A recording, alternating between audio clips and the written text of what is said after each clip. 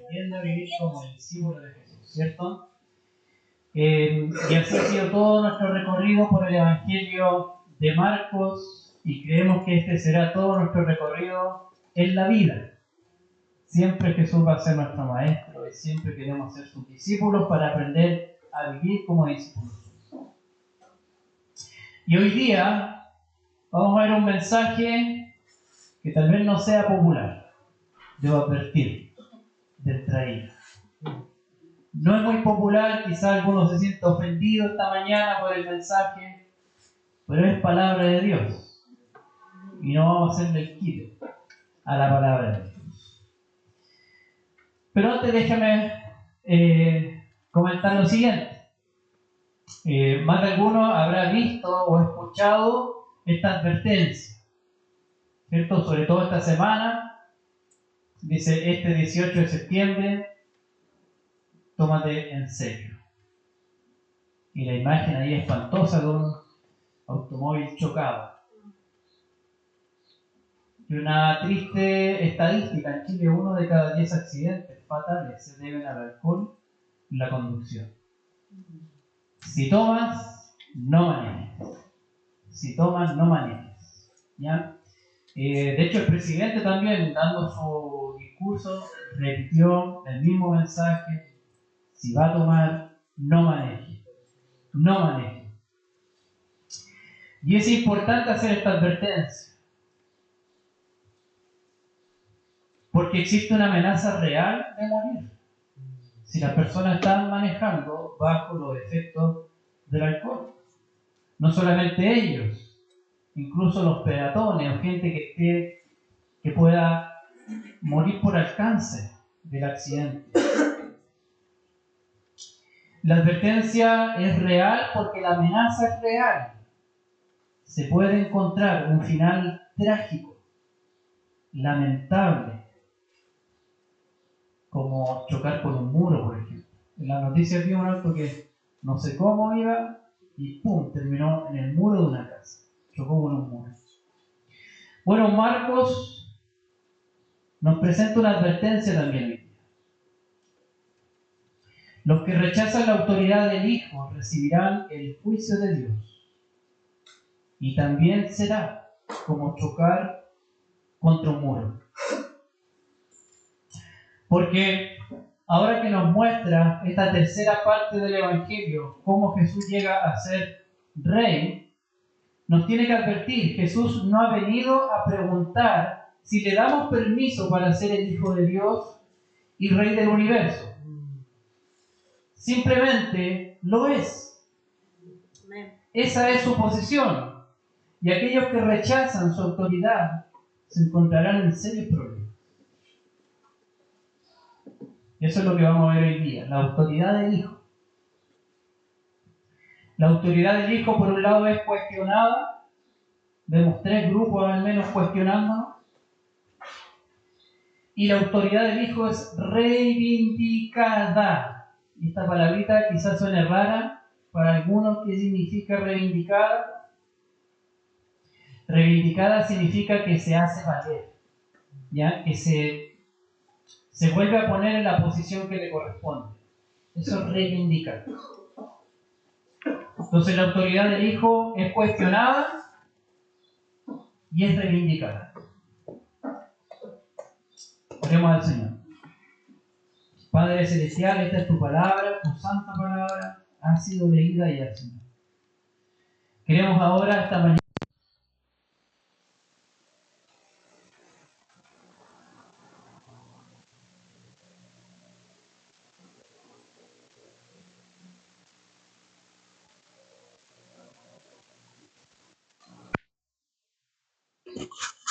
escarba en nosotros, Señor.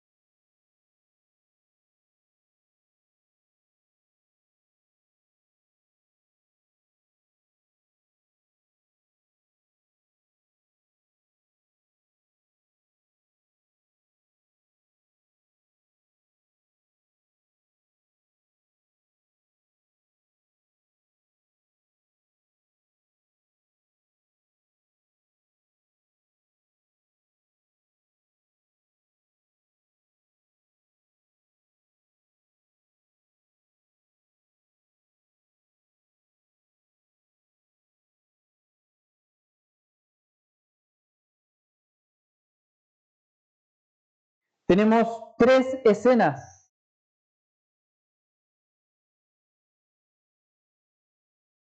de este cuestionamiento, escenas similares, donde la autoridad de Jesús es cuestionada o puesta a prueba para desacreditarlo, o sea, para tratar de desautorizarlo frente al pueblo.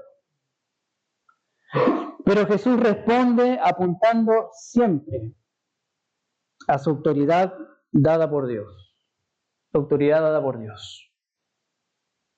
Entonces vamos a ir viendo, incluso hay un patrón que se repite. Hay un conflicto, una respuesta y deberíamos decir, una respuesta de adoración que debería producirse. ¿Ya? La primera la encontramos en capítulo 11, versículos 27 al 30. Capítulo 11, versículos 27 al 30. Dice, llegaron de nuevo a Jerusalén y cuando Jesús andaba por el templo se acercaron a él los principales sacerdotes, los escribas y los ancianos, y le preguntaron, ¿con qué autoridad haces estas cosas? ¿O quién te dio la autoridad para hacer esto? Jesús le respondió, yo también les haré una pregunta, respóndanla, y entonces le diré con qué autoridad hago estas cosas. ¿El bautismo de Juan era del cielo o de los hombres? Respondan. El conflicto que se presenta acá es la autoridad suprema. ¿Quién tiene esa autoridad suprema? Ya que son sacerdotes, escribas y los ancianos. Probablemente se está refiriendo al consejo de ancianos o conocido también como Sanedrín. ¿Ya? Y las cosas a las cuales se están refiriendo fue a los cambios que Jesús hizo en el templo. ¿Se acuerda la semana pasada? ¿Qué hizo Jesús en el templo? Sacó a los vendedores, sacó a los comerciantes. No dejó que nadie se cruzara por este patio de los gentiles.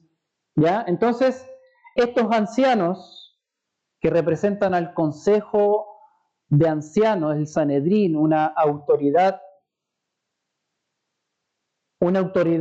religiosa, pero también política dentro de Israel, viene a preguntarle a Jesús, ¿tú con qué autoridad haces? ¿No eres miembro del Sanedrín? Ninguno de nosotros te autorizó. ¿Con qué autoridad haces cambios en el templo? Que los mismos sacerdotes habían autorizado que se pusieran los toldos azules. ¿Tú con qué autoridad lo sacaste? A eso están llevando el conflicto. ¿Cuál es tu autoridad? Tú no eres parte de la autoridad oficial. Por lo tanto, no tienes permiso para hacer cambios oficiales en el templo, como expulsar comerciantes. Pero Jesús le responde con otra pregunta. ¿El bautismo de Juan era del cielo o de los hombres? Responda. Y está apuntando a Juan el Bautista. Y aquí nos dice que ellos no se atreven a responder. Dicen, bueno, si decimos del cielo, entonces nos dirá por qué no le creyeron. Si decimos del cielo, viene de Dios el ministerio de Juan. Lo que Juan hacía, él era un enviado de Dios. Nos va a decir por qué no le creyeron. Pero si decimos de los hombres, y luego dice, temían a la multitud, porque todos consideraban que Juan verdaderamente había sido un profeta, enviado por Dios. ¿Ya? Entonces, mientras los ancianos y sacerdotes vienen a preguntar a Jesús por su autoridad dada entre hombres, Jesús pone sobre la mesa la autoridad dada por Dios a los profetas como Juan. A los profetas como Juan. Esta es una autoridad, por supuesto, mayor que la autoridad dada por los hombres. El ministerio profético, y así estaba reconocido desde Moisés, venía directamente desde Dios para hablarle a su pueblo, para ser guía del pueblo. Y aquí vemos a este grupo de ancianos que no reconoció ni se sometió a la autoridad de Juan como profeta, ni tampoco lo está haciendo con Jesús, como el profeta de Dios. El profeta de Dios. La respuesta adecuada tendría que haber sido someterse a la voz de Dios. Primero Juan el Bautista, como profeta, así todo el pueblo lo consideraba y lo respetaba como profeta. Y ahora con Jesús, como el profeta de Dios. De hecho, si ustedes recuerdan, cuando vimos el cumpleaños de Herodes, ¿se acuerdan? ¿Qué pensaba Herodes de Jesús? ¿Que él era? Juan el Bautista. Son de los mismos, está diciendo. Son de los mismos. Aquí yo veo otro profeta más, al punto que él creyó que era Juan que había resucitado. Entonces Jesús es el profeta de Dios, y así la multitud también lo está reconociendo. Que le entendía, no le entendía, bueno, eso es discutible. Pero Jesús tiene un ministerio profético. Y la respuesta debería haber sido someterse a la voz de Dios. Sin embargo, ellos prefirieron responder, versículo 33, no sabemos. Mejor no nos comprometemos. No sabemos de dónde venía la autoridad de Juan como profeta. En otras palabras, y me imagino Jesús diciéndole, no, si ustedes saben de dónde viene la autoridad de un profeta. Lo que pasa es que no quieren someterse. Entonces le responde, bueno, yo tampoco les diré con qué autoridad hago estas cosas. La segunda la tenemos ahí con fariseos y herodianos. Capítulo 12, versículos 13 al 17. Y el conflicto lo encontramos en el 14. Cuando ellos llegaron, le dijeron, maestro, sabemos que eres veraz y que no buscas el favor de nadie, porque eres imparcial y enseñas el camino de Dios con verdad. ¿Es lícito pagar impuesto a César o no? ¿Es lícito? ¿Está bien hacer esto? ¿Se acuerda que vimos con el llamado de Leví, Mateo?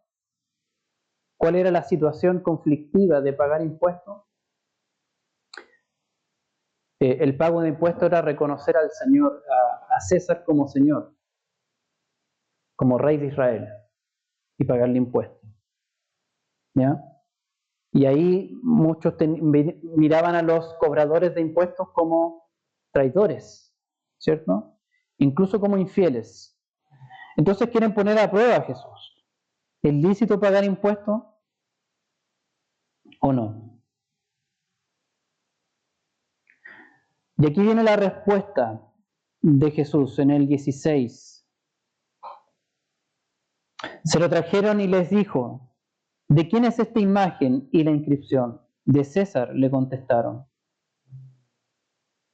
Entonces Jesús les dijo, den a César lo que es de César y a Dios lo que es de Dios. Y se maravillaban de él. Ahora, acá es importante hacer una aclaración, un paréntesis. Hay muchos que usan este versículo, el 17, como para validar la distinta opinión que yo puedo tener sobre lo espiritual y lo político. Entonces, espiritualmente yo puedo tener unas convicciones y políticamente otras totalmente opuestas. Y digo, bueno, den al César lo que es del César y a Dios lo que es de Dios. ¿Ya? No está apuntando a eso. No está apuntando a eso. Porque Jesús pregunta por qué cosa. ¿De quién es esta imagen? ¿De quién es esta imagen? La imagen es la moneda, como un artefacto hecho por el hombre, ¿cierto? La moneda es una creación humana. Y esa imagen era del César. Todo este asunto del cobrar impuestos y de elaborar monedas incluso, venía del César. Sin embargo, hay otra imagen a la cual Jesús está haciendo referencia al decir, y den a Dios lo que es de Dios. ¿Qué otra imagen está participando en esta discusión? ¿Dónde se ve la imagen de Dios? ¿Quién fue creado a imagen y semejanza de Dios? El ser humano, ¿cierto? Somos portadores de la imagen de Dios. Por eso es que Jesús está haciendo esta distinción. Den al César lo que es del César. Ese artefacto lo crearon ellos. Ok, dénselo. Pero hay una imagen creacional del ser humano, hecho imagen y semejanza de Dios para adorarle. Por lo tanto, la respuesta adecuada sería dedicación completa a Dios. No me vengan con esta discusión para tratar de pillarme, porque ahí lo dice, ¿cierto? ¿Por qué me están poniendo a prueba? ¿Ustedes quieren dejarme como un revolucionario político o un cómplice de la ocupación? Pero yo les voy a decir algo mayor. Son portadores de la imagen de Dios. Y deben darle entonces una dedicación completa a Él. Denle la monedita al César, pero denle a Dios lo que corresponde a Dios. Una adoración completa a Él. Y finalmente están los saduceos. ¿Ya? Se nos advierte que los saduceos dicen que no hay resurrección, versículo 18. Sin embargo, preparan una pregunta relacionada con la resurrección para Jesús. Nuevamente para tratar de desacreditarlo. Y el conflicto lo vemos en los versículos 18 al 23 del capítulo 12, que fue lo último que leímos, ¿cierto? Esta mujer que no tuvo hijos con el primer hermano, luego con el segundo, tercero y así los 7. El problema, ellos presentan un matrimonio de una mujer con varios hombres en la resurrección, si es que los matrimonios se mantuvieran. Y eso no estaba permitido en la ley. O sea, bueno, acá hay un conflicto, ¿cierto? Si resucitan, fue la esposa de todos, entonces nos encontraríamos con una mujer con varios hombres. Y eso la ley no lo permite. Explícanos entonces, Jesús. Y Jesús apunta a la autoridad de las Escrituras y el poder de Dios. Versículos 24 al 27. No es esta la razón por la que están ustedes equivocados, que no entienden las Escrituras ni el poder de Dios. Y así deja en evidencia la necedad de los saduceos. Elaboran una pregunta tipo problema y la elaboran mal más encima. Porque en la resurrección no hay matrimonio. Así que tenemos que disfrutar y aprovechar acá. Para allá no hay matrimonio. No hay matrimonio. ¿Ya? Y además con la misma escritura le cita cómo Dios se refiere a Moisés, diciéndole: yo soy el Dios de Abraham, y el de Isaac, y el de Jacob. No le está diciendo yo era el Dios de Abraham cuando él estaba vivo, yo era el Dios de Isaac y yo era el Dios de Jacob. No, le está diciendo yo soy el Dios de ellos. ¿Ya? Él no es Dios de muertos, sino de vivos, y ustedes están muy equivocados, les dice. Ese es el poder de Dios que ellos desconocían también. Y esta respuesta entonces exige recibir la enseñanza de Jesús. Los saduceos tendrían que haber dicho: oye, espérate, tiene razón. Este es mejor maestro que los que tenemos nosotros. Deberíamos aprender de él. Deberíamos recibir su enseñanza. Pero tampoco lo hicieron. Querido hermano, en todas estas discusiones vemos que hay preguntas. Y aquí es importante distinguir entre tener preguntas sobre Jesús y la fe cristiana, lo cual es válido, cuando se hay un deseo honesto de aprender más y aclarar dudas. Yo encontraba gente así como, honestamente, sabes que esto no me cuadra. Pero ¿cómo? Porque quieren conocer más. aprender más. Y ya lo hemos dicho otras veces. La Escritura, la palabra de Dios, resiste cualquier tipo de análisis y pregunta. No le tenemos miedo a eso, porque esto es obra de Dios. ¿Ya? Está bien si tenemos el deseo honesto de aprender más y aclarar dudas. Pero otra cosa es diferente, buscar excusas para no aceptar la autoridad de Jesús y negarse a someterse a Él. Eso es diferente. Le busco, no, pero es que aquí, no, pero es que... Como teniendo una excusa para no someterse al Señor. Algunos, por ejemplo, dicen, no, la Biblia está desactualizada. Las cosas han cambiado, la cultura ha cambiado, las relaciones entre las personas han cambiado. Entonces, no sé, yo leo esto como un libro antiguo, viejo. Creo que hay que actualizarla. Ahí me sometería.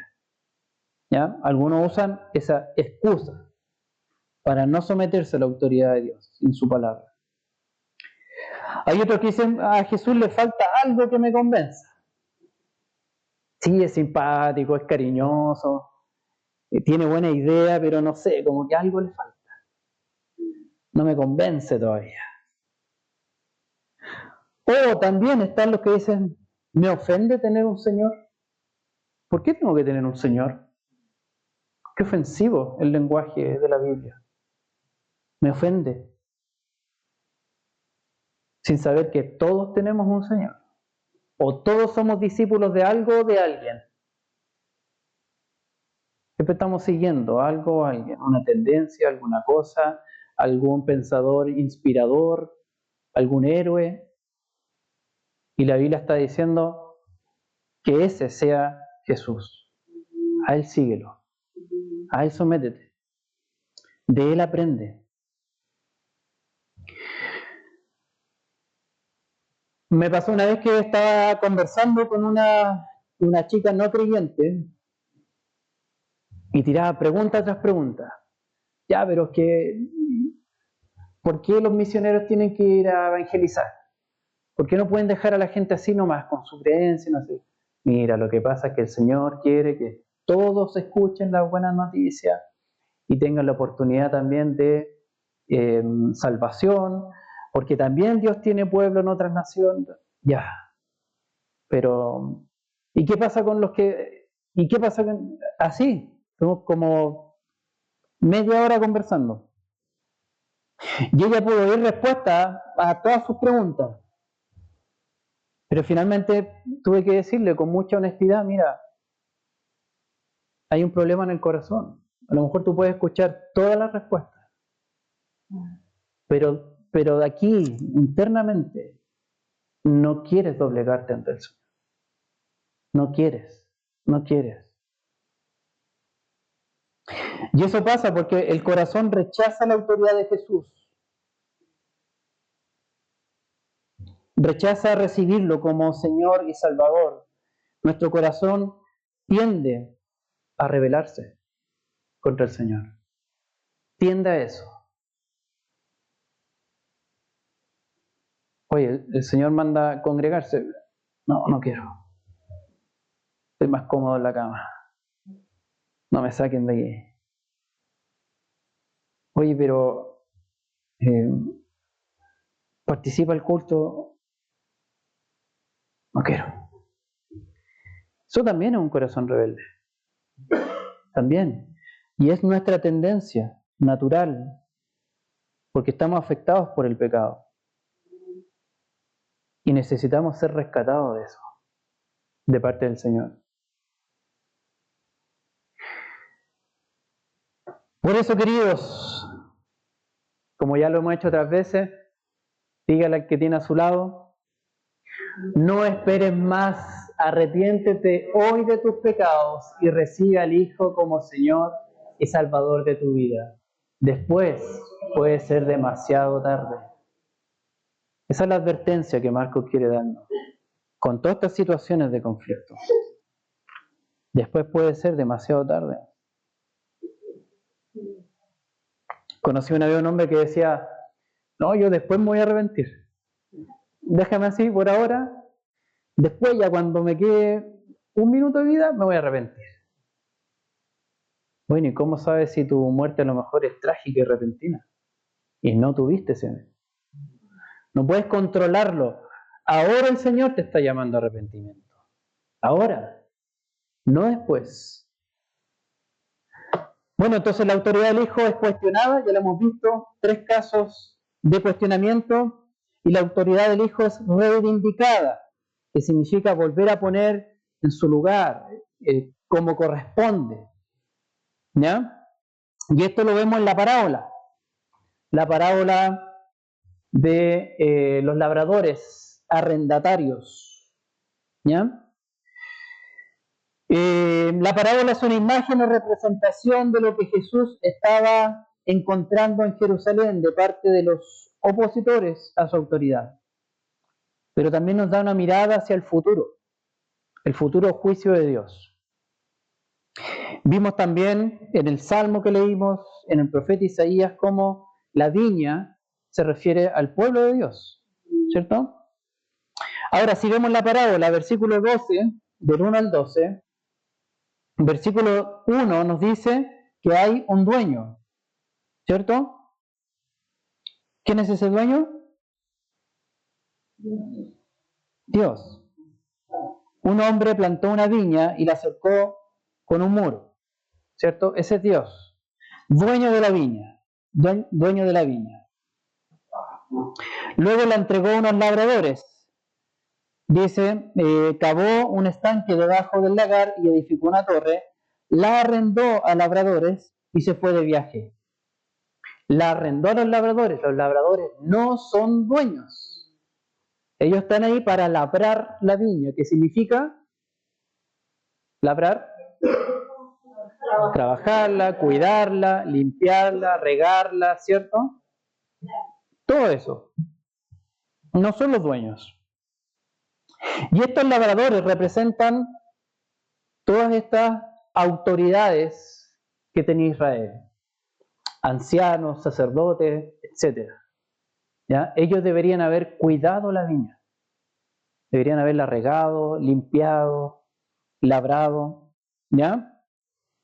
Pero no lo estaban haciendo. Y el Señor envía, ¿qué cosa? Versículo 2.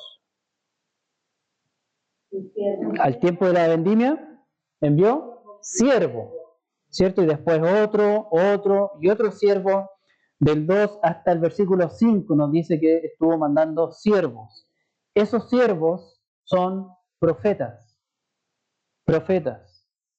Y fíjese, al primero le pegaron, pero al último, ¿qué pasa? Mataron. Va aumentando la escalada de violencia. ¿Ya? Y por último, ya que no pasó nada con los siervos, este Señor dice que va a enviar, versículo 6, su hijo amado. Tengo un hijo amado. ¿Ya? Tengo un hijo amado. Respetarán a mi hijo, dijo. Y versículo 8, ¿qué pasó? Lo mataron y lo arrojaron fuera de la viña. Ese hijo amado es Jesús, a quien los ancianos y sacerdotes lo mataron en la cruz. Aquí Jesús estaba mirando hacia el futuro, lo que venía. Lo mataron en la cruz. Y este es el conflicto entonces. Hay un rechazo a Dios y a su Hijo. Es lo que está planteando Jesús con esta parábola. Los labradores arrendatarios se niegan a someterse a la autoridad del dueño de la viña y de su Hijo. En respuesta entonces, Jesús está advirtiendo, versículo 9, ¿qué va a pasar?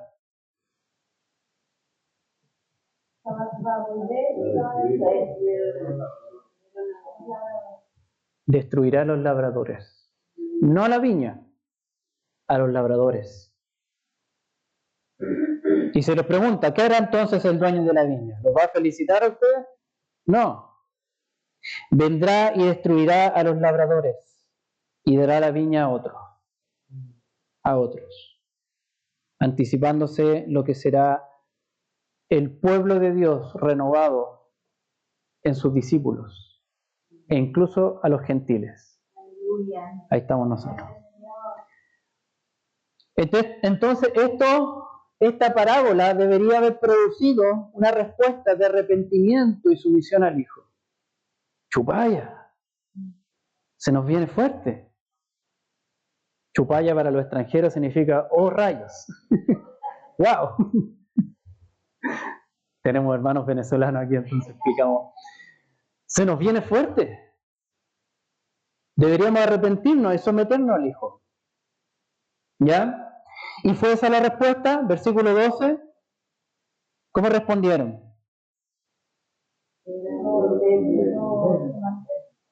Querían tomar preso a Jesús, ¿cierto? Pero temían a la multitud porque comprendieron que contra ellos había dicho la parábola. Y lo dejaron y se fueron. No fue esa la respuesta, sino que continuó ese corazón endurecido, rechazando a Dios y a su Hijo.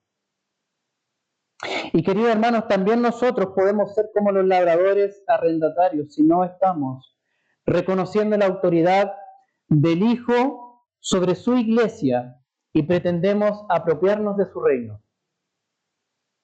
Negamos la autoridad del Hijo cuando nos ponemos nosotros como autoridad para definir cómo debe ser la iglesia y cómo se debe vivir la fe cristiana.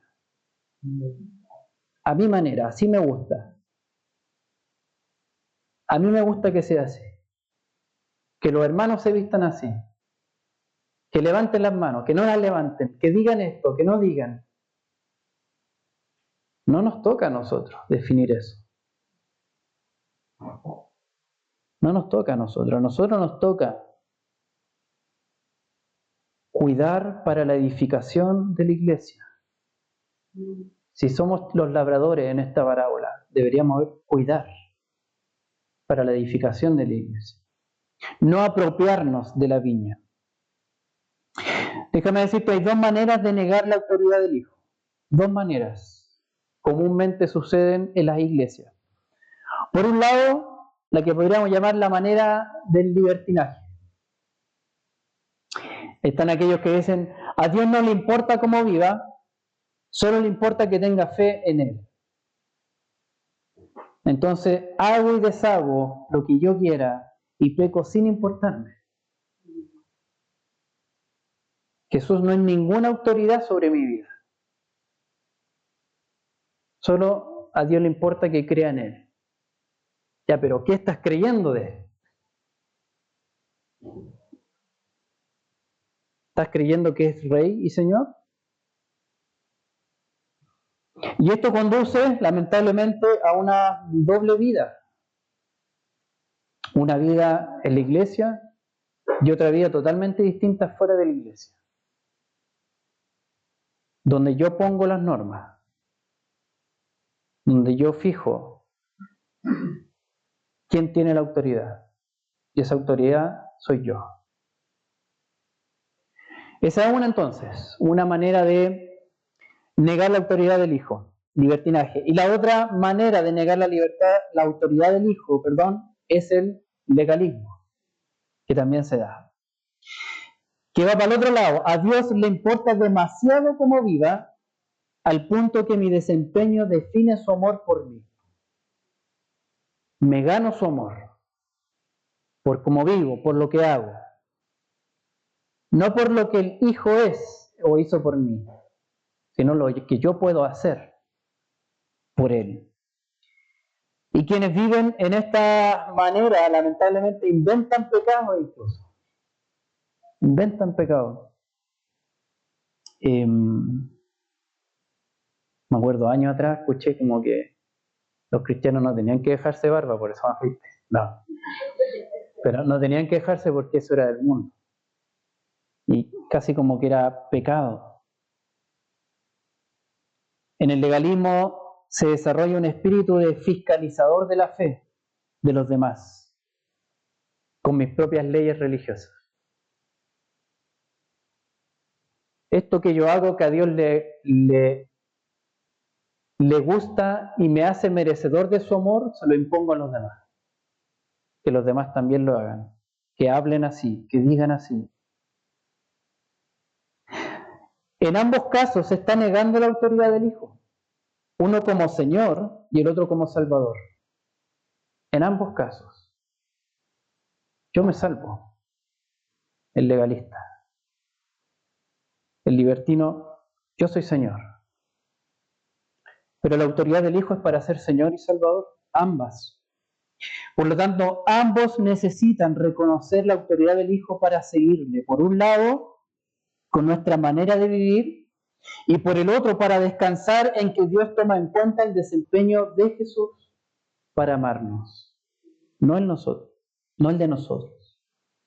Por lo tanto, queridos hermanos, ahora te toca al otro que no dijo nada. Dígale al que está a su lado, no esperen más, arrepiéntete hoy de tus pecados y recibe al Hijo como Señor y Salvador de tu vida. Después puede ser demasiado tarde. Algunos creen que se puede vivir una fe personal con Dios sin tomar en cuenta a su Hijo. Una especie de cristianismo sin Cristo,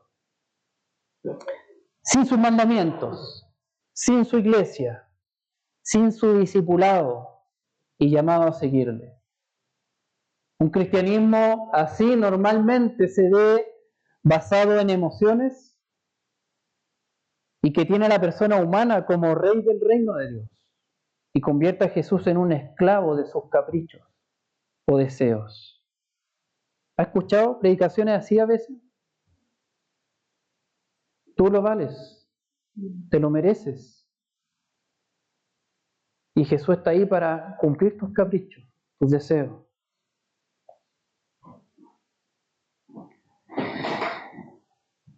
Un cristianismo sin Cristo.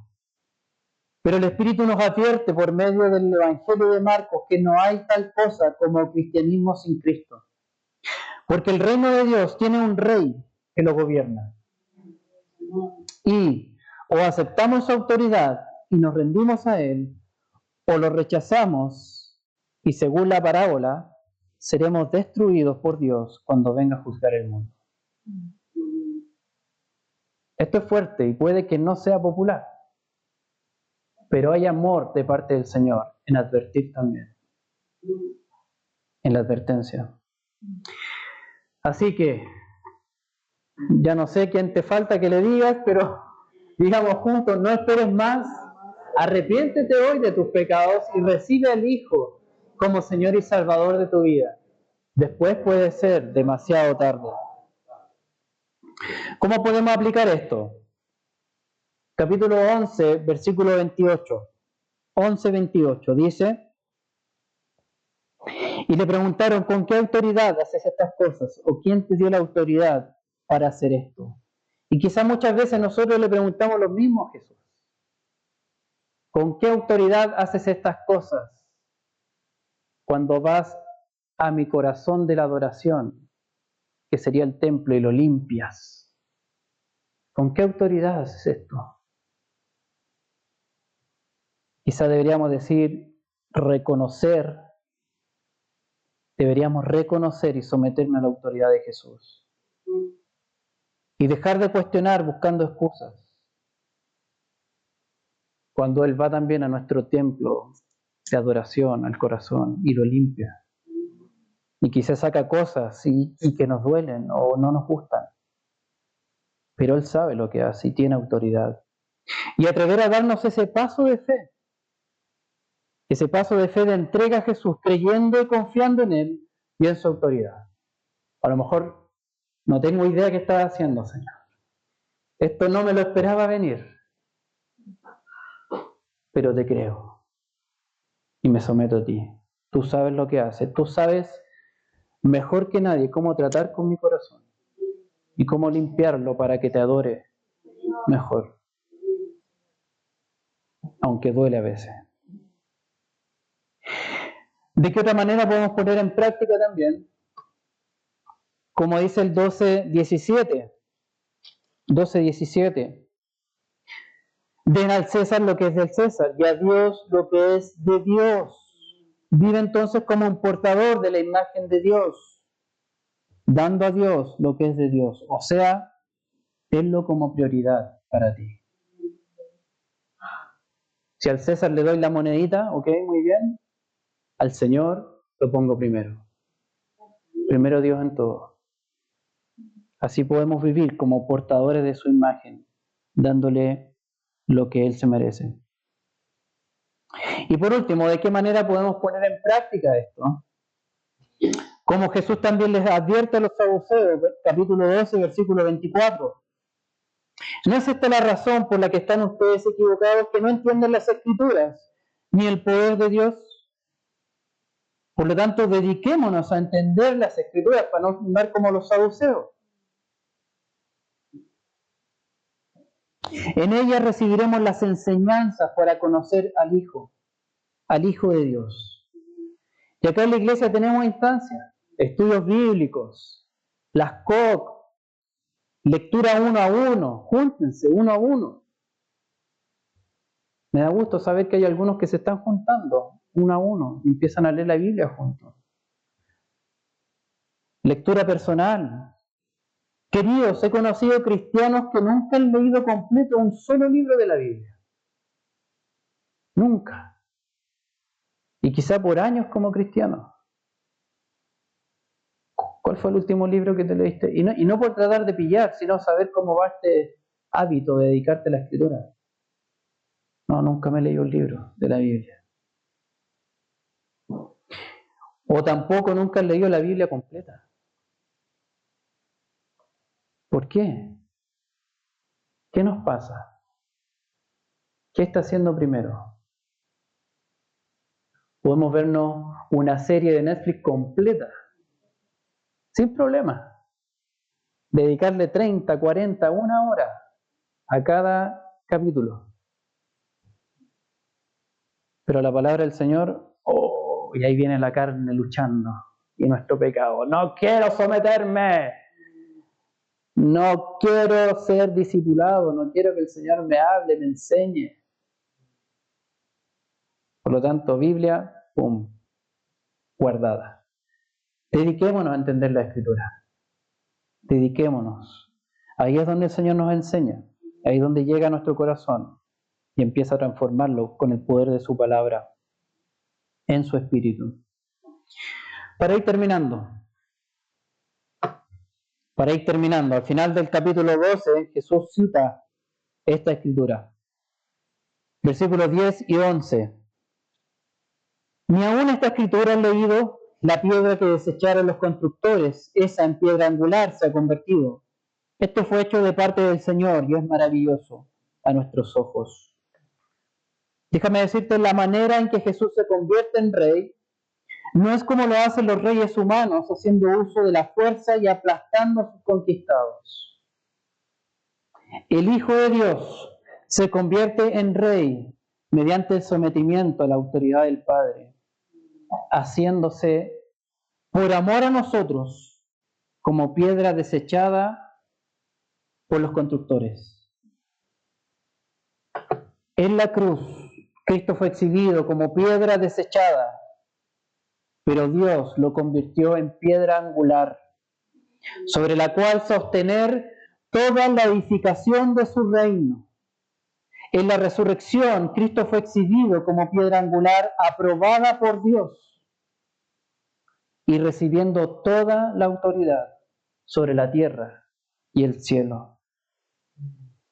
Hoy Dios nos advierte, pero también por amor nos da tiempo de gracia para arrepentirnos si es que hemos rechazado la autoridad del Hijo, ofreciéndonos absoluta seguridad de que Él es la piedra angular, esa piedra sobre la cual se sostiene nuestra vida y será edificada si nos rendimos completamente a Él.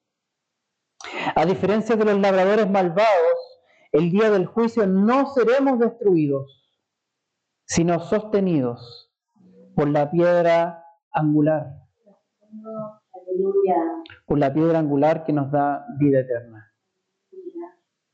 Por lo tanto, ¿cómo vas a responder ante este ofrecimiento de gracia de parte de Dios, déjame decirte, no esperes más. Arrepiéntete hoy de tus pecados y recibe al Hijo como Señor y Salvador de tu vida. Después puede ser demasiado tarde. Oremos al Señor. Padre Celestial, te damos gracias